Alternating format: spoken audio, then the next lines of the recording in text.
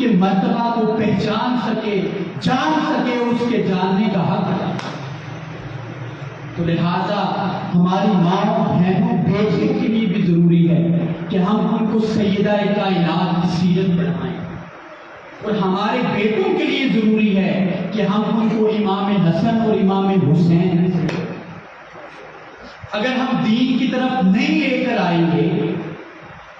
اور اس کے ساتھ نہیں جوڑیں گے تو ہماری نسلیں بے ادبی بھی کرتی رہیں گی، گستاخیاں بھی کرتی رہیں گی، لیکن ان کو شعور اور فہم نہیں ہوگا، احساس اور ادراک نہیں ہوگا کہ ہم کتنا بڑا گناہ کریں۔ تو لہذا آج کے دور کے اندر حضور سید شیخ الاسلام ڈاکٹر محمد طاہر القادری مرکز اللہ علیہ کا ایک نوکر، ایک کارکن، ایک شاگرد ہونے کے ناطے آپ کو یہ پیغام دینا چاہتا ہوں کہ اللہ کی عزت کی قسم، آج دین دینے والے بہت ہیں لیکن خالص دین ہر جگہ سے نہیں۔ آج کچھ لوگ ایسے ہیں جو دین کا حلیہ بنا کے ہماری نسلوں کے ایمان کا بیڑا کرتے ہیں۔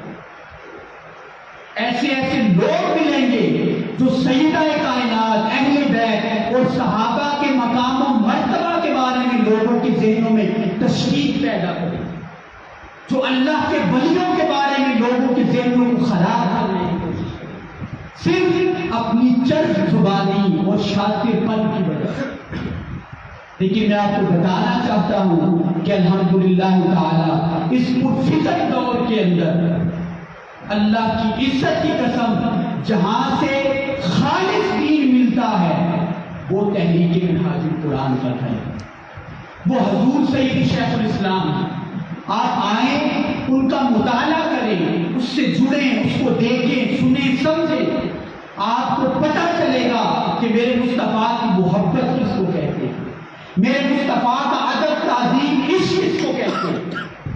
اہل بیت کی محبت کس کو کہتے ہیں، صحابہ کا ادب اور احترام کس کو کہتے ہیں، اولیاء و صالحین کی محبت کس کو کہتے ہیں، اسلام کا حقیقی معنی اور مفہوم کیا ہے، اور کیا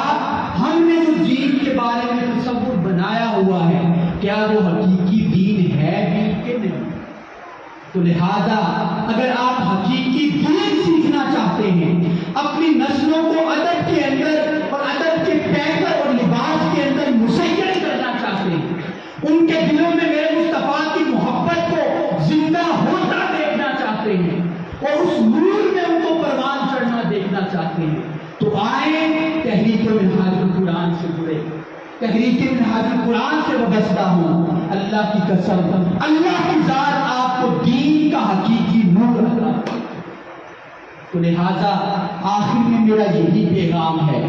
کہ اپنے آپ کو نسبت میں رکھیں، اچھے لوگوں کی صحبت میں رکھیں۔ جب نسبت میں آ جائیں گے، اچھے لوگوں کی صحبت میں آ جائیں گے تو اللہ کی ذات آپ کو ہر قسم کے فتنے اور شر سے محفوظ رکھے۔